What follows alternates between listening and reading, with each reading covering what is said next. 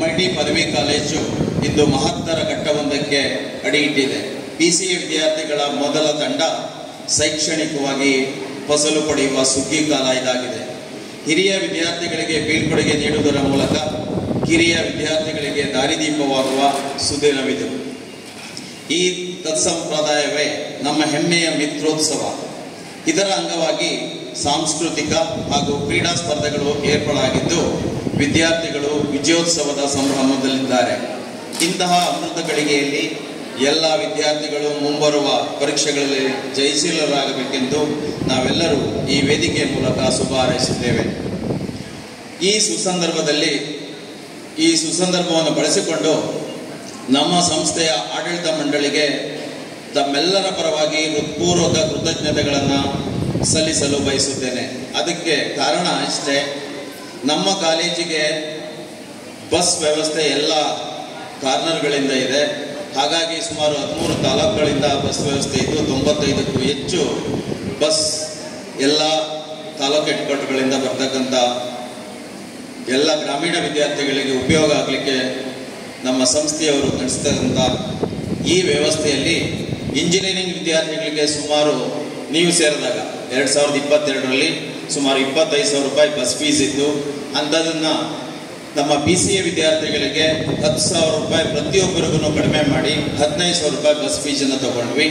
ಹಾಗೆ ಈಗ 30,000 ಆಗಿದೆ. ಈ ವರ್ಷದಿಂದ ಅದಕ್ಕೆ 20,000 ತಗೊಳ್ತಿದ್ದೀವಿ. ಅಂದರೆ ಈಗ ನಮ್ಮಲ್ಲಿರ್ತಕ್ಕಂಥ 500 ವಿದ್ಯಾರ್ಥಿಗಳಿಗೆ ಪ್ರತಿಯೊಬ್ಬರಿಗೂ 10,000 ರೂಪಾಯಿ ಸೇವ್ ಆಗಿದೆ.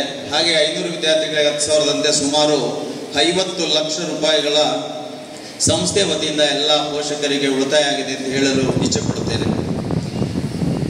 ಇದರಿಂದ ಪೋಷಕರಿಗೆ ಸುಮಾರು 50 ಲಕ್ಷ ಉಳಿತಾಯ ಆಗಿದ್ದು, ಇದರ ಜೊತೆಗೆ ಅರ್ಧಕ್ಕಿಂತಲೂ ಹೆಚ್ಚು ವಿದ್ಯಾರ್ಥಿಗಳು ಸುಮಾರು 200ರಿಂದ 250 ವಿದ್ಯಾರ್ಥಿಗಳಿಗೆ ಅವರ ಆರ್ಥಿಕ ಸ್ಥಿತಿಗತಿಗಳ ಅನುಗುಣವಾಗಿ ಕಾಲೇಜು ಶುಲ್ಕದಲ್ಲಿ ಸುಮಾರು 5,000, ಕೆಲವರಿಗೆ 10,000 ರೂಪಾಯಿಗಳನ್ನು ಅವರನ್ನ ಒಬ್ಬೊಬ್ಬರು ಸದಸ್ಯರುಗಳ ಮುಖಾಂತರ ಹೋಗಿ ಕೇಳ್ಕೊಂಡಾಗ ಇದ್ದಂಥ ಫೀಸ್ನಲ್ಲೂ ಸಹ ಸಬ್ಸಿಡೈಸ್ ಮಾಡಿ 5-10,000 ರೂಪಾಯಿಗಳನ್ನು ಬಿಟ್ಟುಕೊಟ್ಟಿದ್ದಾರೆ. ಕಾರಣ ಇಷ್ಟೇ, ಎಲ್ಲ ಗ್ರಾಮೀಣ ಪ್ರದೇಶದ ವಿದ್ಯಾರ್ಥಿಗಳು ಈ ಸಂಸ್ಥೆಯಲ್ಲಿ ಓದ್ತಿರೋದ್ರಿಂದ ಅವರ ಆರ್ಥಿಕ ಪರಿಸ್ಥಿತಿಗೆ ಅನುಗುಣವಾಗಿ ಅವರಿಗೆ 5-10,000 ಬಿಟ್ಟಿದ್ದು ಸಹ ಸುಮಾರು 15 ಲಕ್ಷ ರೂಪಾಯಿಯನ್ನು ಉಳಿತಾಯವಾಗಿದೆ. ಇದೆಲ್ಲದರ ಜೊತೆಗೆ ಪರೀಕ್ಷೆಯಲ್ಲಿ ಗರಿಷ್ಠ ಅಂಕಗಳನ್ನು ಪಡೆದು ಮೊದಲ ಸ್ಥಾನ ಗಳಿಸಿದ ಅತ್ಯುತ್ತಮ ವಿದ್ಯಾರ್ಥಿಗಳಿಗೆ ಕಾಲೇಜು ಶುಲ್ಕದಲ್ಲಿ ಅವರು ಕಟ್ಟಿರ್ತಕ್ಕಂಥ ಕಾಲೇಜು ಶುಲ್ಕದಲ್ಲಿ 50% ರಿಯಾಯಿತಿ ಕ್ಯಾಶ್ ಪ್ರೈಸನ್ನು ಇವತ್ತು ನಾವು ನೀಡಲಿದ್ದೇವೆ. ಇದೆಲ್ಲದಕ್ಕೋಸ್ಕರ ನಾನು ಮತ್ತೊಮ್ಮೆ ಸಂಸ್ಥೆಯ ಆಡಳಿತ ಮಂಡಳಿಗೆ ತಮ್ಮೆಲ್ಲರ ಪರವಾಗಿ ಹೃತ್ಪೂರ್ವಕ ಧನ್ಯವಾದಗಳನ್ನು ತಿಳಿಸಲು ಬಯಸುತ್ತೇನೆ. ಹೀಗೆ ಈ ಶೈಕ್ಷಣಿಕ ಹಾಗೂ ಸಾಂಸ್ಕೃತಿಕ ಚಟುವಟಿಕೆಗಳ ವಾರ್ಷಿಕ ವರದಿಯನ್ನು ತಮ್ಮ ಮುಂದೆ ಇಡಲು ಇಚ್ಛಿಸುತ್ತೇನೆ. ದಿನಾಂಕ 23 ಜುಲೈಯಿಂದ 26 ಜುಲೈವರೆಗೆ C#.NET ಟೆಕ್ನಾಲಜಿ ಕುರಿತು 3ನೇ ಸೆಮಿಸ್ಟರ್ PCA ವಿದ್ಯಾರ್ಥಿಗಳಿಗಾಗಿ 3 ದಿನಗಳ ಕಾರ್ಯಕ್ರಮವನ್ನು ನಡೆಸಲಾಯಿತು. ಸಂಪನ್ಮೂಲ ವ್ಯಕ್ತಿಗಳಾಗಿ Raya infotech solution private limited Mandya ಅವರು ಪಾಲ್ಗೊಂಡಿದ್ದು ವಿದ್ಯಾರ್ಥಿಗಳಿಗೆ ಶಾರ್ಪ್ ಮತ್ತು .NET ಟೆಕ್ನಾಲಜಿ ಬಗ್ಗೆ ವಿಷಯ ತಿಳಿಸಿದ್ದಾರೆ. ದಿನಾಂಕ 18/7 ಮತ್ತು 19/7/24ರಂದು BCom ವಿದ್ಯಾರ್ಥಿಗಳಿಗೆ ಕಾರ್ಪೊರೇಟ್ ಅಕೌಂಟಿಂಗ್ ಅಂಡ್ ಬಿಸಿನೆಸ್ ಸ್ಟ್ರಾಟಜಿಕ್ಸ್ ಕುರಿತು 2 ದಿನಗಳ ಕಾರ್ಯಾಗಾರವನ್ನು ನಡೆಸಲಾಯಿತು. ಸಂಪನ್ಮೂಲ ವ್ಯಕ್ತಿಗಳಾಗಿ MITM MBA ವಿಭಾಗದ doctor Manoj Kumar NV, doctor Raju ಹಾಗೂ ಡಾಕ್ಟರ್ HK ಪಾಲ್ಗೊಂಡಿದ್ದರು. ದಿನಾಂಕ 18-19 ಜುಲೈ 2 ದಿನಗಳ ಕಾಲ 5ನೇ ಸೆಮಿಸ್ಟರ್ BCA ವಿದ್ಯಾರ್ಥಿಗಳಿಗಾಗಿ ಆರ್ ಪ್ರೋಗ್ರಾಮಿಂಗ್ ಕುರಿತು 2 ದಿನಗಳ ಕಾರ್ಯಾಗಾರವನ್ನು ಏರ್ಪಡಿಸಲಾಗಿತ್ತು. ಸಂಪನ್ಮೂಲ ವ್ಯಕ್ತಿಗಳಾಗಿ MITMನ IS ಡಿಪಾರ್ಟ್ಮೆಂಟ್ನ ಪ್ರೊಫೆಸರ್ಗಳು ಭಾಗವಹಿಸಿದರು. ದಿನಾಂಕ 3/8/24 ಓರಿಯೆಂಟೇಷನ್ ಪ್ರೋಗ್ರಾಮ್ ಏರ್ಪಡಿಸಲಾಗಿತ್ತು. ಸಮಾರಂಭದಲ್ಲಿ ನೂತನವಾಗಿ ಸೇರ್ಪಡೆಗೊಂಡ ವಿದ್ಯಾರ್ಥಿಗಳು ಹಾಗೂ ಪೋಷಕರು ಹಾಜರಿದ್ದು ಸಂಸ್ಥೆಯ ಆಡಳಿತ ಮಂಡಳಿ ಹಾಗೂ ಕಾಲೇಜಿನ ಅಧ್ಯಾಪಕರ ಬಳಗ ಉಪಸ್ಥಿತರಿದ್ದರು.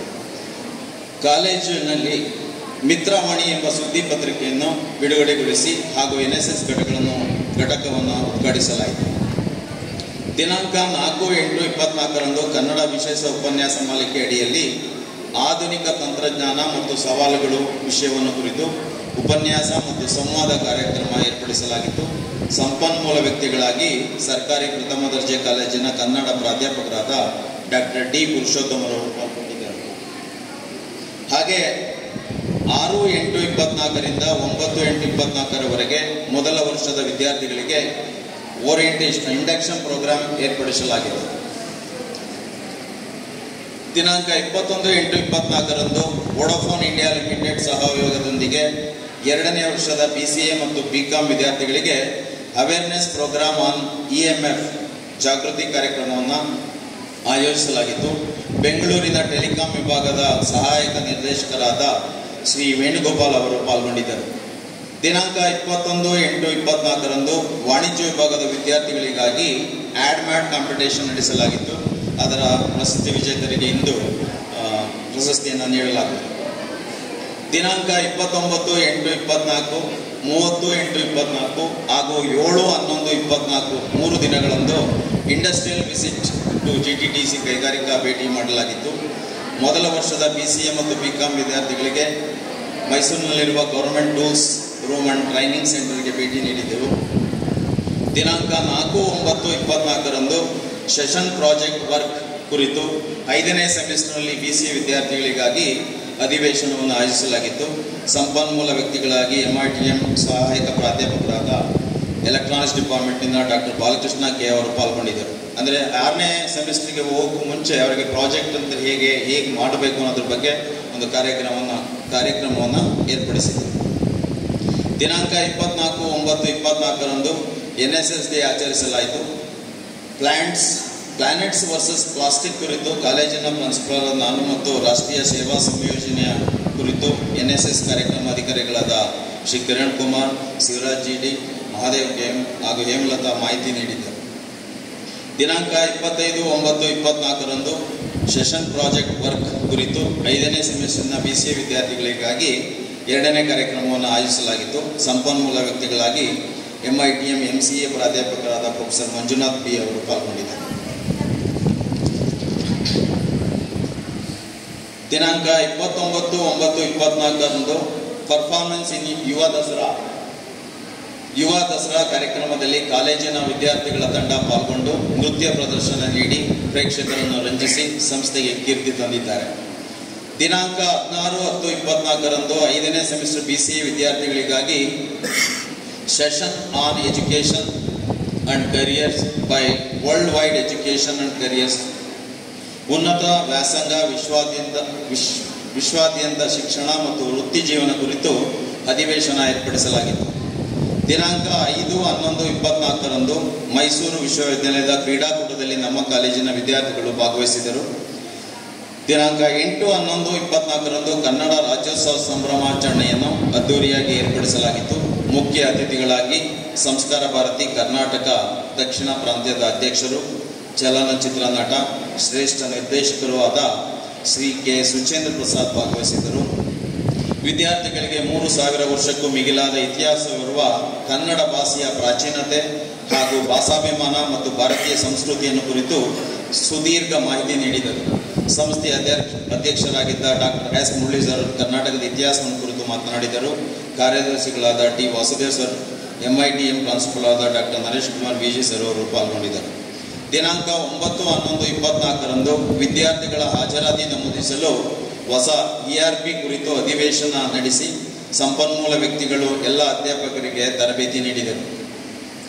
ದಿನಾಂಕ 7-1-2025ರಂದು ಮೈಸೂರು ವಿಶ್ವವಿದ್ಯಾಲಯದ ಕಂಪ್ಯೂಟರ್ ವಿಜ್ಞಾನ ಅಧ್ಯಯನ ವಿಭಾಗ ಏರ್ಪಡಿಸಿದ್ದ faculty workshop on AI in real time ಕುರಿತು ಅಧ್ಯಾಪಕರ ಪ್ರತಿಶಿಕ್ಷಣ ಕಾರ್ಯಾಗಾರದಲ್ಲಿ ಕಂಪ್ಯೂಟರ್ ಅಪ್ಲಿಕೇಶನ್ ವಿಭಾಗದ ಎಲ್ಲ ಅಧ್ಯಾಪಕರು ಭಾಗವಹಿಸಿ ತರಬೇತಿ ಪಡೆದಿದ್ದಾರೆ. ದಿನಾಂಕ 25-2-25ರಂದು ಕಾಲೇಜಿನಲ್ಲಿ ಫ್ರೆಷರ್ಸ್ ಡೇ ಆಚರಿಸಲಾಯಿತು. ಎಲ್ಲ ವಿದ್ಯಾರ್ಥಿಗಳು ಸಕ್ರಿಯವಾಗಿ ಪಾಲ್ಗೊಂಡು ಆ ದಿನವನ್ನು ಸಂಭ್ರಮಿಸಿದರು. ದಿನಾಂಕ 27-2-25ರಿಂದ 3-3-25ರವರೆಗೆ ಕೈಗಾರಿಕಾ ಭೇಟಿ ಶೈಕ್ಷಣಿಕ ಪ್ರವಾಸವನ್ನು ಮಾಡಿದ್ವಿ. Industrial visit to Kaiga educational tour ಏರ್ಪಡಿಸಲಾಗಿತ್ತು. ಅಂತಿಮ ವರ್ಷದ BCA ವಿದ್ಯಾರ್ಥಿಗಳಿಗೆ ಕೈಗಾ ಆಟೋಮೆಟಿಕ್ ಪವರ್ ಸ್ಟೇಷನ್ ಅಧ್ಯಾಪಕರೊಂದಿಗೆ ಭೇಟಿ ನೀಡಿ ಮಂಗಳೂರು, ಉಡುಪಿ, ಕಾರವಾರ, ಮುರುಡೇಶ್ವರ, ದಾಂಡೇಲಿ ಇತರ ಸ್ಥಳಗಳಿಗೂ ಈ ಸಂದರ್ಭದಲ್ಲಿ ಭೇಟಿ ನೀಡಲಾಯಿತು. ದಿನಾಂಕ 20-3-2025 ಕರ್ನಾಟಕ ರಾಜ್ಯ ಜಾನಪದ ಸೇವಾ ರತ್ನ ಹಾಗೂ ಯುವ ಕಲಾ ರತ್ನ ಪ್ರಶಸ್ತಿ ಪ್ರದಾನ ಸಮಾರಂಭವನ್ನು ಏರ್ಪಡಿಸಲಾಗಿತ್ತು. 10 ಜನ ಹಿರಿಯರು ಹಾಗೂ 10 ಜನ ಕಿರಿಯರಿಗೆ ಈ ಸಂದರ್ಭದಲ್ಲಿ ಗೌರವ ಸನ್ಮಾನ ನೀಡಲಾಯಿತು. ಸಂಸ್ಥೆಯ ಕಾರ್ಯದರ್ಶಿಗಳು, ಕಾಲೇಜಿನ ಪ್ರಾಂಶುಪಾಲರು ಹಾಗೂ ಅಧ್ಯಾಪಕ ವೃಂದದವರು ಪಾಲ್ಗೊಂಡಿದ್ದರು. ದಿನಾಂಕ 28-3-25 ವಾಣಿಜ್ಯ ವಿಭಾಗವು ಆಯೋಜಿಸಿದ್ದ business communication and mental health and wellness, ವ್ಯವಹಾರ ಸಂವಹನ ಮತ್ತು ಮಾನಸಿಕ ಆರೋಗ್ಯ ಮತ್ತು ಸ್ವಾಸ್ಥ್ಯ ವಿಷಯ ಕುರಿತು ಬಿಕಾಂ ವಿದ್ಯಾರ್ಥಿಗಳಿಗಾಗಿ ವಿಚಾರ ಸಂಕಿರಣ ಏರ್ಪಡಿಸಲಾಗಿತ್ತು. ಸಂಪನ್ಮೂಲ ವ್ಯಕ್ತಿಗಳಾಗಿ ಮೈಸೂರಿನ soft skill and communication trainer Shri Sayeed Sajeer Ashan ಅವರು ತರಬೇತಿ ನೀಡಿದರು. ದಿನಾಂಕ 3-4-25 workshop on behind the browser ಕುರಿತು PCA ಅಂತಿಮ ವರ್ಷದ ವಿದ್ಯಾರ್ಥಿಗಳಿಗೆ 1 ದಿನದ ಕಾರ್ಯಕ್ರಮವನ್ನು ಏರ್ಪಡಿಸಲಾಗಿತ್ತು. ಸಂಪನ್ಮೂಲ ವ್ಯಕ್ತಿಗಳಾಗಿ MITM MCA ಸಹಾಯ ಪ್ರಾಧ್ಯಾಪಕರಾದ ಶ್ರೀ ಹರ್ಷನ್ PT ಅವರು ಪಾಲ್ಗೊಂಡಿದ್ದರು. ಹೀಗೆ ಮುಂದುವರಿದು ದಿನಾಂಕ 16-3-25 ಮಂಡ್ಯದಲ್ಲಿ ಡಾಕ್ಟರ್ ಬೆಸಗಳ್ಳಿ ರಾಮಣ್ಣ ಪ್ರತಿಷ್ಠಾನವು ಏರ್ಪಡಿಸಿದ್ದ ಕಾವ್ಯ ಕಮ್ಮಟದಲ್ಲಿ ನಮ್ಮ ಕಾಲೇಜಿನ ವಿದ್ಯಾರ್ಥಿನಿ ವೀಕ್ಷಾ ಗೌಡ ಭಾಗವಹಿಸಿ ಕಾಲೇಜಿಗೆ ಕೀರ್ತಿ ತಂದಿದ್ದಾರೆ.